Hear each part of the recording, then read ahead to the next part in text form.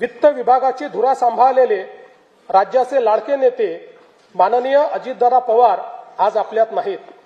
त्यांच्या जाण्याने राज्याच्या सार्वजनिक जीवनात आणि प्रशासनात कधीही भरून न निघणारी मोठी पोकळी निर्माण झाली आहे। त्यांनी एकूण 11 वेळा राज्याचा अर्थसंकल्प मांडला। अजितदादा व अर्थसंकल्प हे नाते दृढ झाले होते। त्यांच्या करड्या शिस्तीमुळेच महाराष्ट्राची वित्तीय स्थिती कठीण काळातही स्थिर राहिली। काम करणारा माणूस ही त्यांची ओळख आणि त्यांनी दिलेली विकासाची दिशा आजही आपल्याला प्रेरणा देत आहे। त्यांना श्रद्धांजली म्हणून सर्व मान्यवरांशी चर्चा करून त्यांच्या व्यक्तिमत्वाला साजेसे भव्य स्मारक उभारण्यात येईल।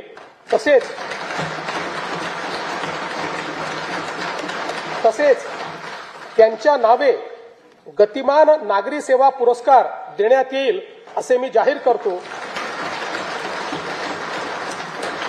दिवंगत अजितदादांच्या स्मृतींना आजचा हा अर्थसंकल्प मी समर्पित करतो। स्थानिक स्वराज्य संस्थांच्या निवडणुकीत जनतेने महायुतीवर अभूतपूर्व विश्वास दाखवला, त्याबद्दल मी तमाम जनतेचे आभार मानतो। स्थानिक स्वराज्य संस्थांच्या प्रगतीसाठी महायुती सरकार कटिबद्ध राहील याची मी ग्वाही देतो। 16व्या केंद्रीय वित्त आयोगाने केलेल्या शिफारसीनुसार पुढील 5 वर्षांमध्ये राज्यासाठी भरीव निधी प्राप्त होणार असून आपत्ती व्यवस्थापनासाठी केंद्र शासनाने वाढीव निधी देण्याबाबत राज्याची मागणी मान्य केली, याबद्दल मी भारताचे प्रधानमंत्री श्री नरेंद्र मोदीजी यांचे मनपूर्वक आभार मानतो।